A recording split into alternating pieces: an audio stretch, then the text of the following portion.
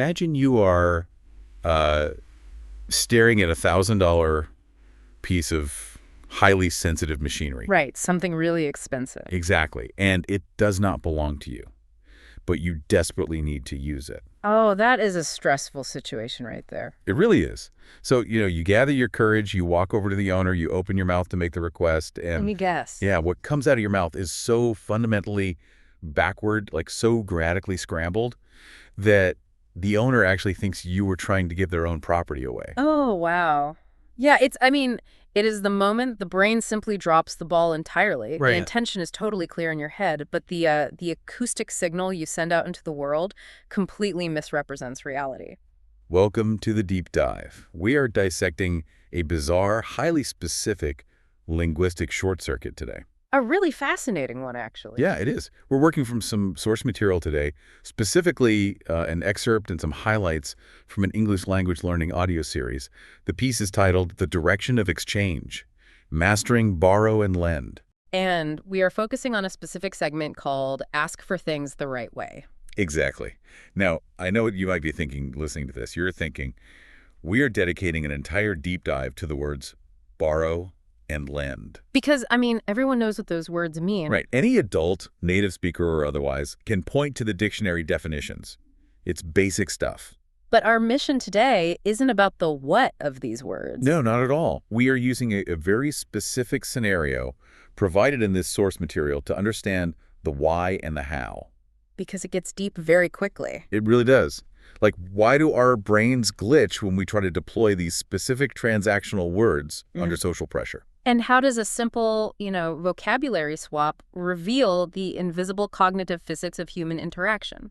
Framing it as cognitive physics is, well, it's incredibly accurate, actually. Yeah, the authors of the source material ostensibly package this as a vocabulary lesson. Sure, on the surface. But the underlying mechanics they are exposing go straight to the core of how humans conceptualize resources. Like the title itself, right? The direction of exchange. That's the giveaway. Exactly. We are not just talking about words here. We are talking about vectors. Vectors. I love that. Yeah, we are talking about the fundamental human dynamic of taking versus giving and how the brain attempts to translate that physical three-dimensional reality into abstract symbols.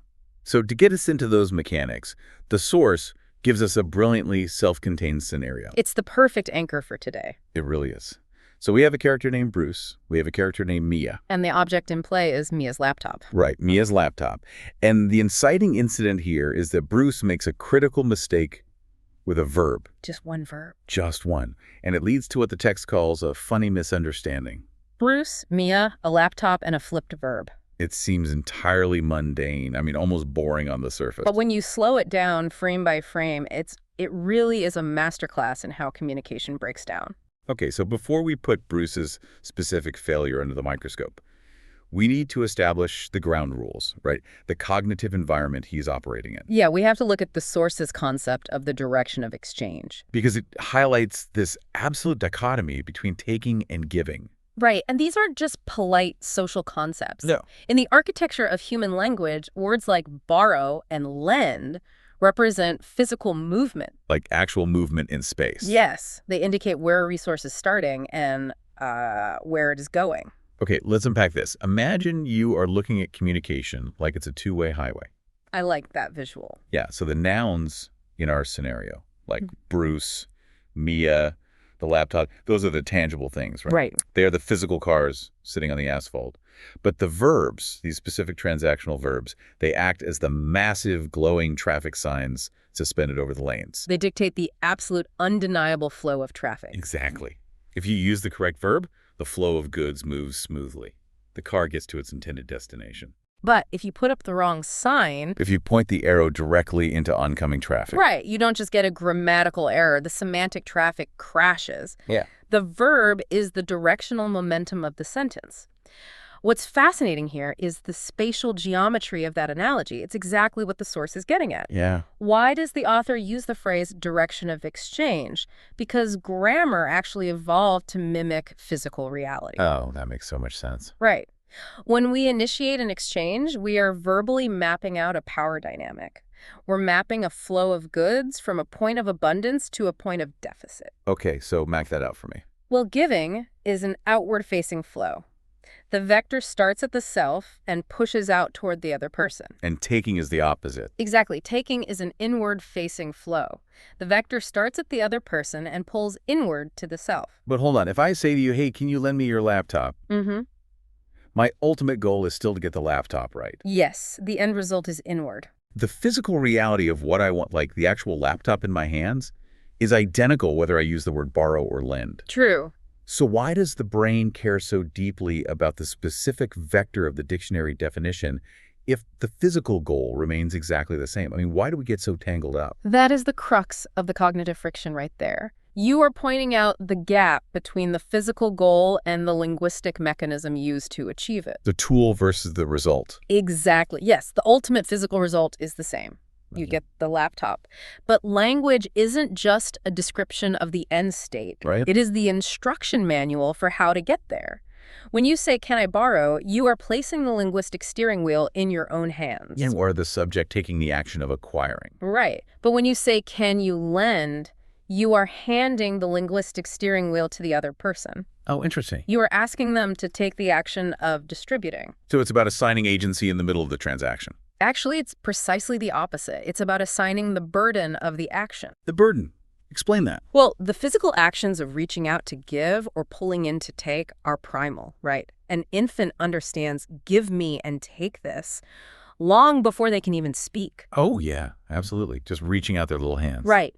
But when we transition into abstract language, the brain has to do this massive translation. It has to convert the physical into the verbal. Yes. It has to take that visceral internal feeling of, I need this object to move toward me, and encode it into an arbitrary acoustic symbol. Like the word borrow. Exactly. The word borrow doesn't look like an inward arrow. It doesn't sound like pulling something toward your chest. It's just a sound. Just a completely random collection of sounds, really. Yeah. So the brain is essentially running a live translation software, converting physical desires into abstract symbols, and then projecting them out into a social environment. And that translation software requires a tremendous amount of working memory. I can imagine. You have to match your internal state of deficit with the correct arbitrary symbol while simultaneously reading the social cues of the person you are talking to. And monitoring your tone. Right, and managing your own anxiety about the request itself. The cognitive load is staggering when you actually break it down. Which perfectly explains why the system glitches. I mean, if the brain is juggling all that cognitive load, it makes total sense why our guy Bruce ended up crashing his car into the wrong traffic sign. He was overwhelmed. Exactly. Let's move into the concrete reality of the scenario the source gives us, just to see this breakdown in real time. Good idea. The text sets the stage with a very simple, very short sentence. Bruce needs to use Mia's laptop. We really need to dissect the psychological weight of those specific words. Bruce needs. Yeah, that word needs. He is starting the interaction from a state of deficit. And in any social dynamic among primates, human or otherwise, operating from a deficit creates vulnerability. You're at a disadvantage. You are immediately placing yourself in a subordinate position relative to the person who controls the resource. And in this case, Mia is the gatekeeper. She has the abundance. Exactly. She holds the structural power in this microscopic, temporary social hierarchy. Right. And the object she controls is not trivial. The source deliberately chose a laptop for this scenario. They didn't say Bruce needed a piece of paper or like a glass of water? No. A laptop represents a very specific threshold of personal property. Oh, totally. A laptop is essentially a digital diary that happens to cost over $1,000. Yes. I mean, think about it. It's your browser history, your banking details, your half-written emails, your private photos. It's an extension of the mind. It really is. It's deeply personal. Asking to bridge the gap between my deficit and your highly personal extension of the mind requires an enormous amount of social trust. It is a massive boundary crossing. It is. And because it is a significant boundary crossing, it requires surgical precision in how the request is communicated. You can't just stumble through it. No, the margin for error shrinks to almost zero. I'm thinking about the biological response to that pressure, right? Yeah. When you have to ask someone for something that valuable, your cortisol spikes. Oh, absolutely. You feel that flush of anxiety. Yep. You start rehearsing the sentence in your head before you even walk over to them. Because you don't want to mess it up. Exactly. You are intensely focused on your own need, that inward vector of wanting the machine. Right. But my understanding of cognitive load under stress is that when cortisol spikes, the prefrontal cortex, the part of the brain responsible for that complex translation of abstract language we were talking about, starts to lose its efficiency. That's spot on. The stress response narrows your cognitive focus. Your brain prioritizes the immediate visceral need over the nuanced execution of symbolic code. So the feeling overrides the words. Yes. Bruce is feeling the inward pull of his deficit so intensely that his ability to correctly select the matching inward-facing verb is compromised by the sheer anxiety of the ask. He is basically hyperventilating mentally. That's a great way to put it.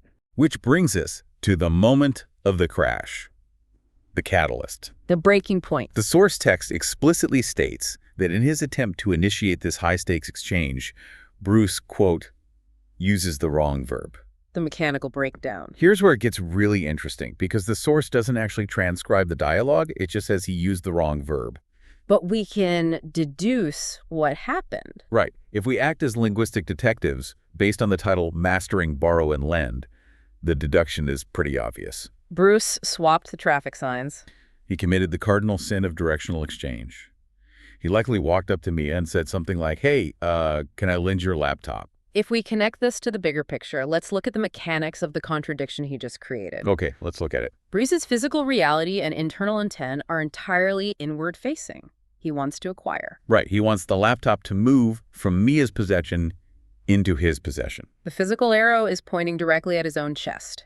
But by grabbing the word lend, a verb fundamentally defined by an outward vector, a distribution of resources, his acoustic signal is pointing in the exact opposite direction. Exactly. He is radiating, I need to take, with his context, his body language, and his status. But his vocabulary is firmly broadcasting, I am giving. It's a total contradiction. Trying to visualize that is like, imagine trying to physically inhale oxygen and blow out a candle at the exact same millisecond. Oh, that sounds impossible. It is. Your lungs are desperate for air, so the diaphragm pulls down. That's the internal state of deficit, right? The inward pull. Yes. But your mouth is pursed, trying to force air outward to blow out the candle. You are fighting your own physical reality. Right. The biological necessity of needing the laptop clashes so violently with the verbal reality of offering to lend it, it just creates a complete short circuit in the interaction. The inhale-exhale analogy perfectly illustrates the neurological friction there. The brain just cannot reconcile the competing vectors. It just freezes. Pretty much. Semantic priming is likely what betrayed Bruce here. Semantic priming, what's that? Well, words like borrow and lend are stored in the exact same semantic neighborhood in our memory network. Well, they live next door to each other in the brain. Exactly. They are both categorized under, let's call it, temporary resource transaction. Okay.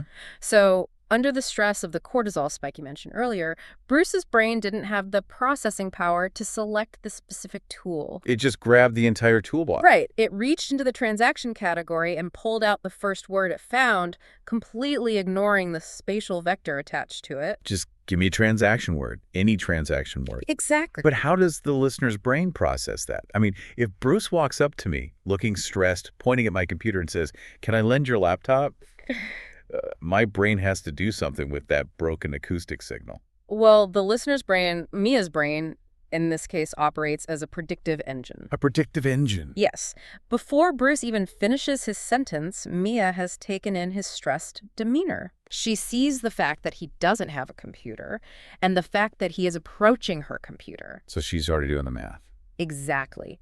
Her predictive processing models have already hypothesized that he is going to make an inward-facing request. She expects the word borrow. So she already has the mental blueprint ready to receive a request for her property. But then the acoustic signal hits her auditory cortex, and the signal is lend. A massive contradiction. The massive prediction error occurs. The data she is hearing fundamentally contradicts the physical reality she is observing. Which brings us to the fallout.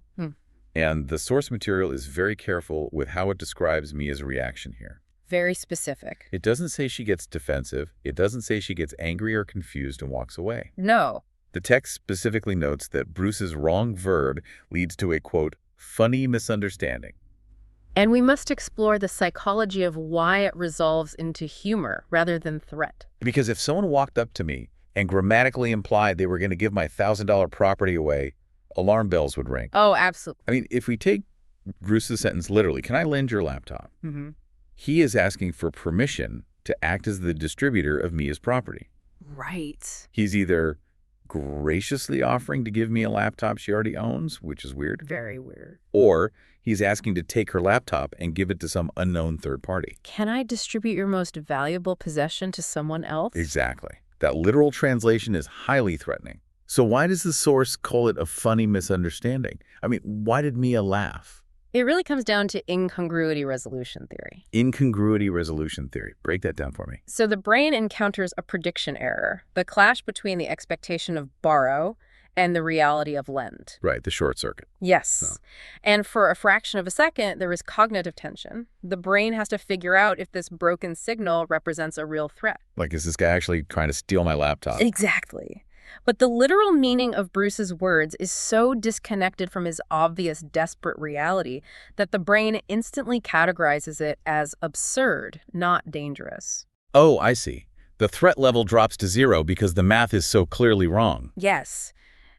Mia is suddenly thrust into this bizarre alternate dimension where this stressed-out guy with no computer is acting like a magnanimous benefactor trying to offer her her own machine. It's totally ridiculous. The tension of the boundary crossing is immediately punctured by the sheer slapstick absurdity of the vocabulary error. Right. The brain resolves the harmless incongruity through the physiological release of laughter. It's cognitive slapstick. He walked right into a linguistic rake. It's exactly what it is. It's funny. And the tension of the ask is broken. But there is a massive trap here that I think we really need to highlight for you listening. Oh, definitely. Yes, it's a funny misunderstanding. Yes, Mia is laughing.